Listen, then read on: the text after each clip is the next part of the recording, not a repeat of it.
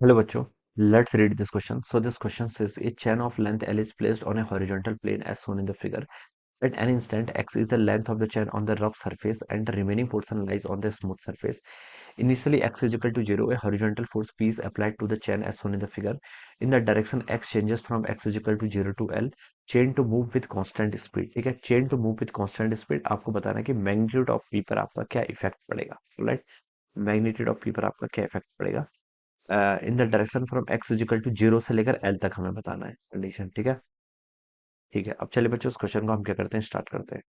तो देखिए बच्चों, इस क्वेश्चन का की कॉन्सेप्ट आप क्या लिख सकते हैं, the key concept of this question kinetic friction लिखेंगे. क्या लिखेंगे आपका, काइनेटिक फ्रिक्शन. ठीक है, देखिए क्योंकि चेन आपकी कंटिन्यूअसली मूव ही कर रही है, यहाँ पर बोला कंडीशन ही दी गई है इन द डायरेक्शन. देखिए यहाँ पर लिखा हुआ है the chain to move with constant speed. ठीक है, तो देखिए कांस्टेंट स्पीड से चैन मूव ही कर रही है तो कौन सा फ्रिक्शन आएगा, काइनेटिक आएगा.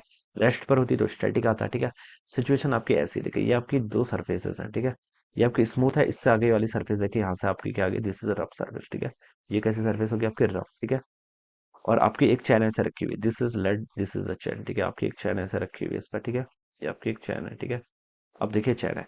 अब देखिए बच्चों, यहाँ पर क्या बता रखा है हमें, इस चैन की टोटल लेंथ कितनी, एल के इक्वल है. ठीक है, और जो पोर्शन देखिए यहाँ तक आपका रफ सरफेस है, रफ से आगे देखिए जितना पोर्शन है इस चैन का है, ये पोर्शन मान लें कितना है आपका, एक्स गिवन कर रखा है क्वेश्चन में. ठीक है, और ये पूरी चैन की लेंथ कितनी है, टोटल लेंथ इसकी एल के इक्वल है. ठीक है, इतना आपको क्वेश्चन में गिवन कर रखा है. ठीक है, यहाँ तक आपकी चैन एंड होगी. ठीक है, तो ये आपको ऐसे क्वेश्चन में क्या कर रखा है, गिवन कर रखा है.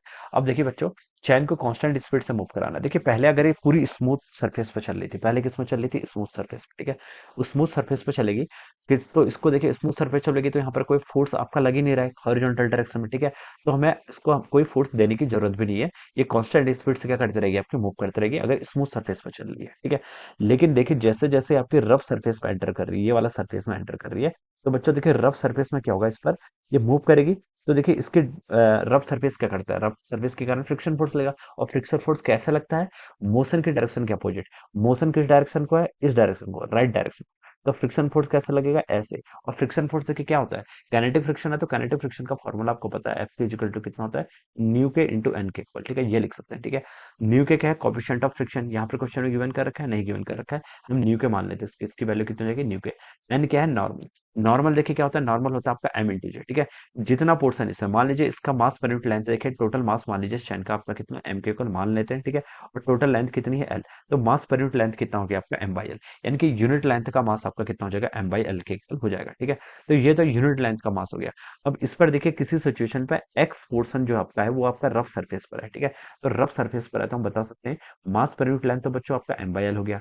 कितना पोर्शन है आपका, एक्स है. ठीक है, तो ये आपका फ्रिक्शन फोर्स लग जाएगा आपकी एक्स लेंथ पे. ठीक है, एक्स लेंथ पर देखिए आपका फ्रिक्शन फोर्स कितना लग रहा है, यहाँ से हम लिख सकते हैं आपका न्यू के into M by L.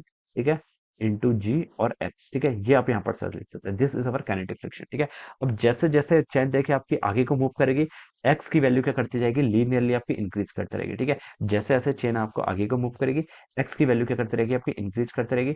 X की वैल्यू बच्चों अगर आपकी इंक्रीज करते रहेगी, तो हम क्या बता सकते हैं, एक्स की वैल्यू अगर देखिए आपकी इंक्रीज करते रहेगी, तो यहाँ पर से आपका जो काइनेटिक फ्रिक्शन है, काइनेटिक फ्रिक्शन भी क्या करेगा, इंक्रीज करेगा. काइनेटिक फ्रिक्शन क्या है, इस चैन के मोशन को अपोज करने वाला. ठीक है, ये आपका टाइम के साथ साथ क्या कर रहा है, इंक्रीज कर रहा है. ये अगर आपका टाइम के साथ साथ इंक्रीज करेगा, तो देखिए जो हमें इसको क्या करना है, हमें कंडीशन के अंदर के इसको कांस्टेंट स्पीड से मूव कराना है. ठीक है, तो जो हम एक हॉरिजॉन्टल फोर्स लगा रहे हैं इस डायरेक्शन में पी, उसकी वैल्यू भी क्या करनी पड़ेगी, हमें इंक्रीज करते रहनी पड़ेगी. ठीक है, तो हमें टाइम के साथ साथ क्या करनी पड़ेगी, आपकी इसकी वैल्यू क्या करते रहनी पड़ेगी, इंक्रीज होती रहेगी. ठीक है, और कब तक इंक्रीज होगी, एक्स इजिकल टू जीरो से लेकर एक्स इजिकल टू एल तक. तो आपका ये फ्रिक्शन, काइनेटिक फ्रिक्शन क्या करना चाहिए, कंटिन्यूअसली इंक्रीज करना चाहिए. जब पूरी चैन इस रफ सरफेस पर जाएगी, ठीक है, जब पूरी चैन क्या जाएगी आपकी एक रफ सरफेस पर जाएगी, उसके बाद आपका फोर्स क्या हो जाएगा, कांस्टेंट हो जाएगा. फिर उसके बाद हमें कांस्टेंट फोर्स से क्या कराना पड़ेगा, इसको अप्लाई करना पड़ेगा. ठीक है, तो फोर्स क्या करेगा आपका, पहले तो आपका इंक्रीज करना चाहिए. ठीक है, उसके बाद आपका क्या हो जाएगा, कांस्टेंट फोर्स आपको अप्लाई करना पड़ेगा इसको मूव कराने के लिए. कांस्टेंट फोर्स कितना आपका, एफ के इक्वल. ठीक है, तो ये हम यहाँ से बता सकते हैं. अब बच्चों देखिए ऑप्शंस पर मूव करें, तो ए पोर्शन पर लिखा है magnitude of P should increase with time. ठीक है, तो बच्चों ये स्टेटमेंट आपका बिल्कुल करेक्ट होना चाहिए. पी का मैग्नीट्यूड आपका क्या करेगा, टाइम के साथ साथ इंक्रीज करेगा, क्योंकि जैसे जैसे टाइम बढ़ेगा देखिए आपकी ये पोर्शन आपका इसके ऊपर आता रहेगा, तो एक्स इंक्रीज होगा, एक्स इंक्रीज होगा तो आपका काइनेटिक फ्रिक्शन इंक्रीज होगा. काइनेटिक फ्रिक्शन यानी कि ये वाला फोर्स जो इस डायरेक्शन में है, ये इंक्रीज कर रहा है, ये इंक्रीज कर रहा है, और हमें इसे कांस्टेंट स्पीड से मूव कराना है, तो पी की वैल्यू भी क्या करनी पड़ेगी, इंक्रीज करनी पड़ेगी. तो पी आपका क्या करेगा, आपका इंक्रीज होता रहेगा. ठीक है, तो पी को आपको इंक्रीज करते ही रहना पड़ेगा. ठीक है, तो ये ऑप्शन टू है. बी पे लिखा था magnitude of P should decrease with time, तो ये तो आपका रॉन्ग हो जाएगा.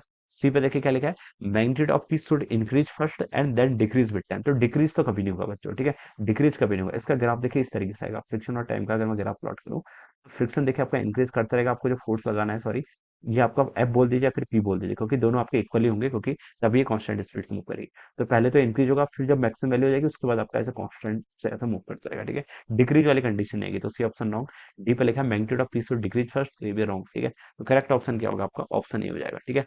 तो ऑप्शन ए क्या होगा इस क्वेश्चन का आपका correct answer, alright. So this is how we will solve this problem. So this is the right answer of this question. So I hope you all understood this concept. All the best and thank you so much.